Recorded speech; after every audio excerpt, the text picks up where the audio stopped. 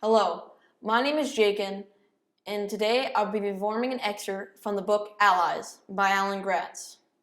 In this book about D-Day, there are four perspectives of the main character, D. In this part, D is going to France, to Omaha Beach, on the day of June 6, 1944. He's fighting the Nazis to end it all. In this part I'm presenting is when D lands on the beach and is pushing forward with his friend Sid.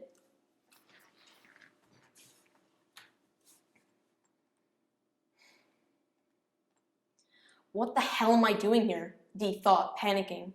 He was standing in the Higgins boat. The ramp had just splashed down. They had finally landed on Omaha Beach. It was D-Day, and they were invading France, and "Go, go, go!" Sergeant Taylor cried. "Chung, chung, chung, chung, chung!"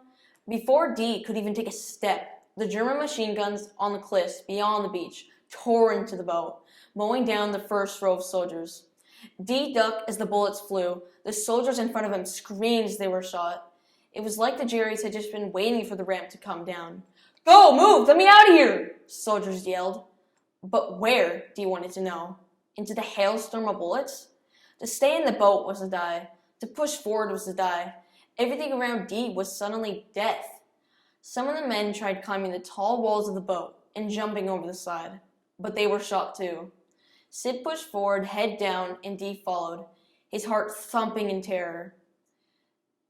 The soldier to his left, a man named DeLuca, was hit and went down, where he was crushed underfoot. Sid was still up and surging forward. D climbed over dead and dying men to get to the edge of the ramp. He expected the bullet to hit him any second now. He wondered, weirdly detached, if he would feel it or if he would just be dead. His heart in his throat. He jumped into the water. He thought it was going to be shallow, but to his surprise, he dropped straight into 5 feet of ocean. The cold and the shock took his breath away.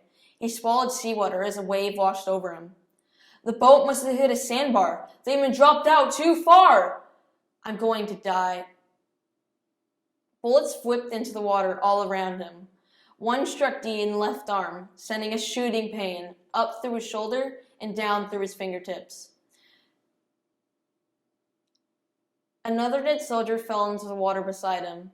Was it Sid? There was no way to tell. Everything was happening too fast, too fast.